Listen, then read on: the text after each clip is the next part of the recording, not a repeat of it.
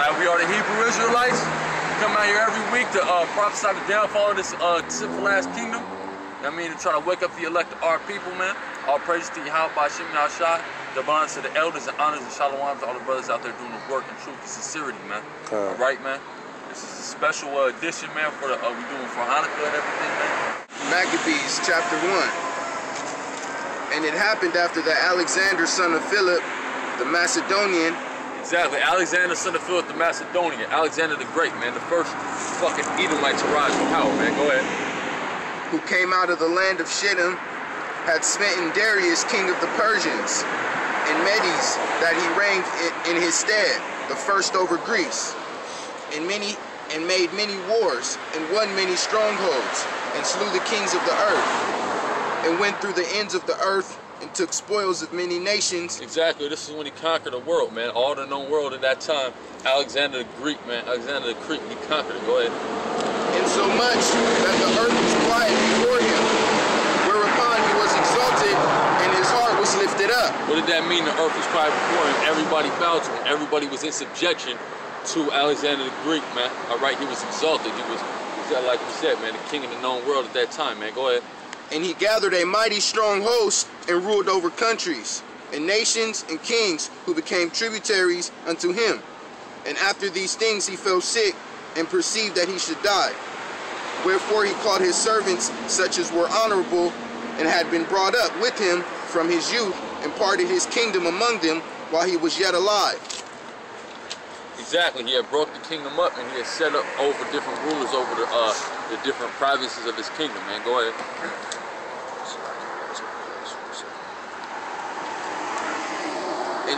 And she that is in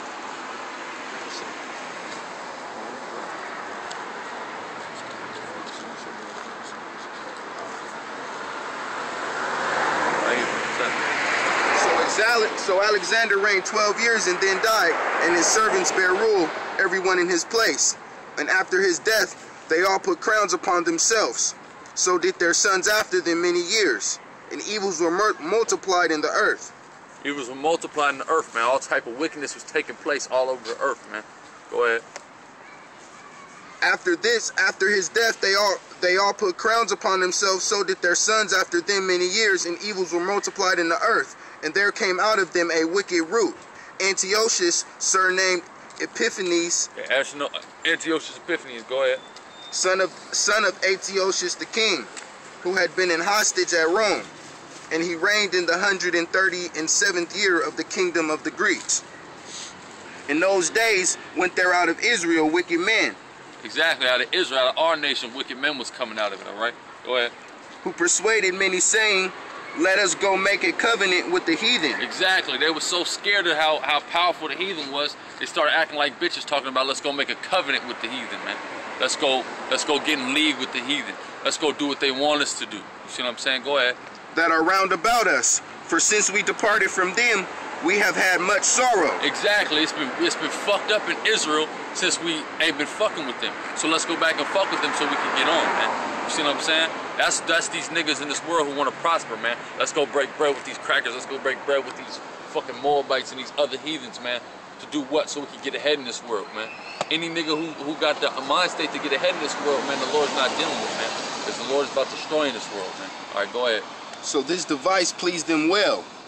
Then certain of the people were so forward herein that they went to the king, who gave them license to do after their ordinances of the heathen.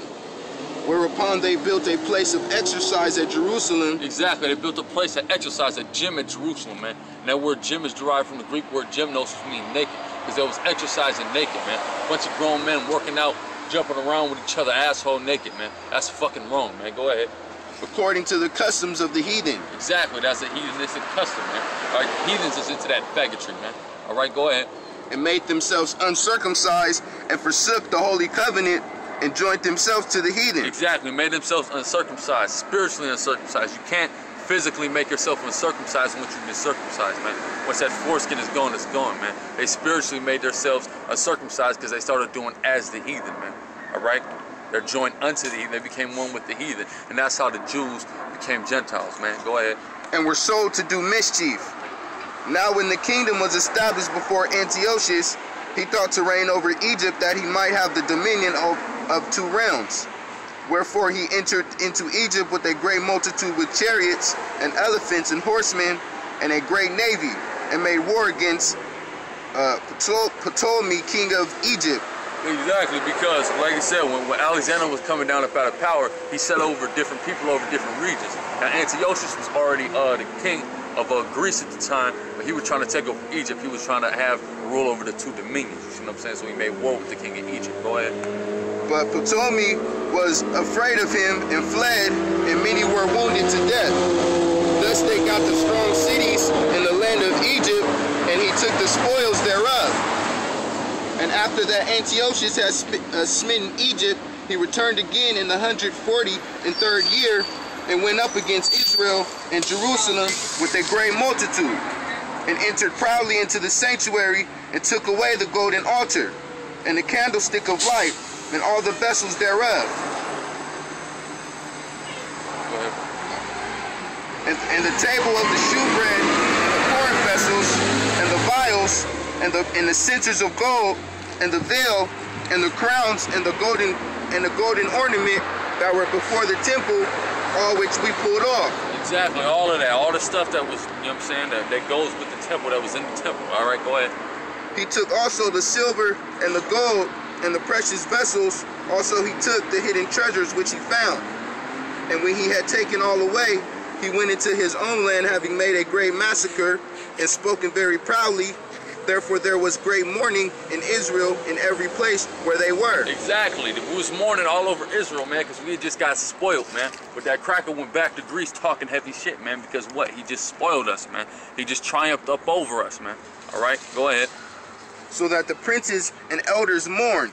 The virgins and young men were made feeble, and the beauty of women were changed. Exactly, and that's a scripture I like to bring out a lot, man, the fact that the beauty of women were changed. That's when our women's beauty was changed, man. That's when that prophecy started to come to pass, right then and there, man. All right, during that time, during the Maccabees. Go ahead. Every bridegroom took up lamentation, and she that sat in the marriage chamber was in heaviness. The land also was moved for in the inhabitants thereof, and all the house of Jacob was covered with confusion. And after 2 years fully expired, the king set his chief collector of tribute unto the cities of Judah. Exactly, he started taxing us, man. All right, that's what it meant when earlier in the chapter when it said Antiochus was making people tributaries to him, man. He was making people pay tributes, because once you conquer a people, you see what I'm saying, you just tax their ass, man. You make money, you exploit them. All right, go ahead. Who came unto Jerusalem with a great multitude, and spake peaceable words unto them, but all was deceit. Exactly. He spoke peaceable words. He came with a great multitude, and he was talking to us. You see what I'm saying? He was talking to the Israelites, and he was telling us good shit, man. He was trying to, you know what I'm saying, feed us bullshit so we would believe it, man. So we would pay our tribute and be good slaves, man. All right, but we wasn't having that shit. Go ahead. For when they had given him credence, he fell suddenly upon the city and smote it very sore, and destroyed much people of Israel. Exactly. Even though he was saying all this good shit, he was doing wickedness to us. He was killing us. You see what I'm saying? Go ahead. And when he had taken the spoils of the city and set it on fire, and pulled down the houses and walls thereof on every side, but the women and children took they captive and possessed the cattle. Exactly. They took captive our women and our children, man. What were they using our women and our children for, man? Nothing but madness and wickedness, man. All right? They was popping the women. They was probably popping the kids too, man, because they're freaks, man. All right, they're homosexuals, man. All right, that's what the white man is into, man. Freakism. All right, go ahead. Then builded they the city of David with a great and strong wall, and with mighty towers, and made it strong, and made it a stronghold for them. And they put therein a sinful nation, wicked men, and fortified themselves therein. Exactly, man. That's what they did in the city of David. Go ahead. They stored it also with armor and victuals, and when they had gathered together the spoils of Jerusalem, they laid them up there. And so they became a sore snare, for it was a place to lie in wait against the sanctuary, and an evil adversary to Israel. Thus they shed innocent blood on every side of the sanctuary. Exactly, they were shedding innocent blood on all sides of the sanctuary. They were killing innocent Israelites, the people on this side. Killing innocent so-called Negroes, Latinos, and Native Americans. That's what they was killing, man. All right? They was doing unjust, perverse things, man. All right? Whiteness is the damn devil, man. All right? Go ahead, brother. And defiled it, insomuch that the inhabitants of Jerusalem fled because of them. Exactly. They was fucking us up so much we was fleeing our own land, man, trying to get away, man. Trying to find what's the word I'm looking for? Trying to find sanctuary, you know what I'm saying, elsewhere. See what I'm saying? Go ahead. Whereupon the city was made an habitation of strangers. Exactly, the city was made a habitation of strangers. There was heathens up in there, and there was Israelites that was there that was acting as a heathen, so they were being considered heathens, man. This is one of many ways we got dispersed, and we also got turned into Gentiles, man. You see what I'm saying? Because we was fleeing the city, we was going into other lands, so we was getting dispersed, a diaspora of sorts in that sense. But also some of the Jews that was there was doing what, man? Being like the heathen. So they was turned themselves into Gentiles. They made themselves uncircumcised. Go ahead. And became strange to those that were born in her. Exactly, became strange to those that were born in her, man. What does that mean? That means the Israelites who that's our land, you see what I'm saying? We're from there. But they had changed it and they had fucked it up so damn much that we was looking at it like it was someplace else, man. If you grow up someplace in your whole life, you know what I'm saying, you leave for a day, you come back and it looks totally different, it's gonna be strange to you, man. All right, go ahead. And her own children left her. Her sanctuary was laid waste like a wilderness. Her feasts were turned into mourning, her Sabbaths into reproach, her honor into contempt. As had been her glory, so was her dishonor increased. Exactly. Jerusalem was one of the most glorious, actually, what am I talking about? It was the most glorious place on the planet Earth, man. Talk about during the time when Solomon was in power, man. All people from all over the world was coming to Jerusalem to get knowledge, man, to have a good experience. You see what I'm saying? That's how glorious Jerusalem was. You see what I'm saying? But now look at it. How was it then it got changed to the point where it was, the contempt was as good as its glory, man, which is almost unimaginable, man. But look at it now. You got faggots running around Israel, man. Pink City out there in Tel Aviv, man. You got rats, man, the scum of the earth. The so-called, the people who are running around calling themselves Jews who are not the Jews, man. All right? The scum of the earth, the least of the flock. That's who's up in Israel right now, up in Jerusalem right now. Therefore, it's filled with much contempt, man. All right? Go ahead, brother. And her excellency was turned into mourning. Moreover, King Antiochus wrote to his whole kingdom that all should be one people, and every he one. He said that all should be one people, and that's where that motherfucking that doctrine come, that New World Order doctrine. Everybody being one. Everybody, we're all the same. We're all human beings. We're all not the same, man. The nation of Israel is above everybody else, man. You see what I'm saying? If you're a so-called black man, a so-called Latino, a so-called Native American man, you can't be one with a so-called white man because you're better than him, man. You can't be one with anybody else, period. Why? Because you better than him, man. The Most High set it up like that, man. Go ahead, brother. And every one should leave his laws, so all the heathen agreed according to the commandment of the king. Exactly. The king commanded that everybody was to be one. Everybody was to be one nation.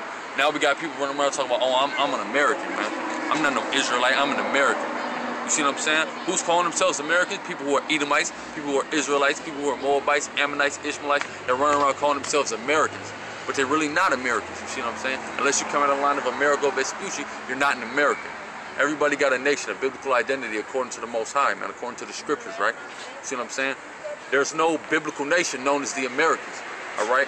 But you all, the king made the decree out that everybody start calling themselves one nation, man. All right? That's why they was all running around calling themselves Greeks and whatnot. You see what I'm saying? Go ahead, though, brother. Yea, many also of the Israelites consented to his religion. Exactly. Many of the Israelites consented to his religion. Many of our people was down with that bullshit, man. That's what that said. Many of our people was with it. Why? Because they was acting like bitches, man. They didn't want to man up. They didn't want to stand up for what they believe in. You see what I'm saying? They weren't willing to die for their cause. All right? Go ahead. And sacrifice unto idols. Sacrifice unto these idols under Bacchus, Diana of Ephesus, man. Zeus. All them idols all them many idols that these heathens was worshiping, man. Our people started getting down with that, man. Go ahead. And profaned the Sabbath. Profaned the Sabbath, man. They did things they knew damn well they weren't supposed to do on the Sabbath, man. All right. Probably laying with animals, man. Laying with other men. Laying with other men's wives on the Sabbath, man. That's how you profane the Sabbath, man. And that's what they was doing, man. Go ahead, brother. For the king had sent letters by messengers unto Jerusalem and the cities of Judah, that they should follow the strange law of the land. Exactly. They were sending the messages to Judah, man. Just you know what I'm saying? Coming to this religion of the Greeks. All right? Go ahead. And forbid burnt offerings and sacrifice and drink offerings in the temple Exactly. Forbid all the stuff that the Most High commanded us to do, man. That's what the king was telling us. And niggas was with that shit, man. Go ahead. And that they should profane the Sabbaths and festival days and pollute the sanctuary and holy people. Exactly, polluted it, man. You know what I'm saying? Put just badness, man, of evilness through the midst of our people, man. Go ahead. Set up altars and groves and chapels. Set up altars and groves and chapels of idols. Exactly. And what do our people go to every day? Altars and groves. And what is that? What was that other Chapels word? of idols. Chapels of idols, man. That's what our people love to do, man. They go up in that church, and that's why the church is constructed the way it is, man.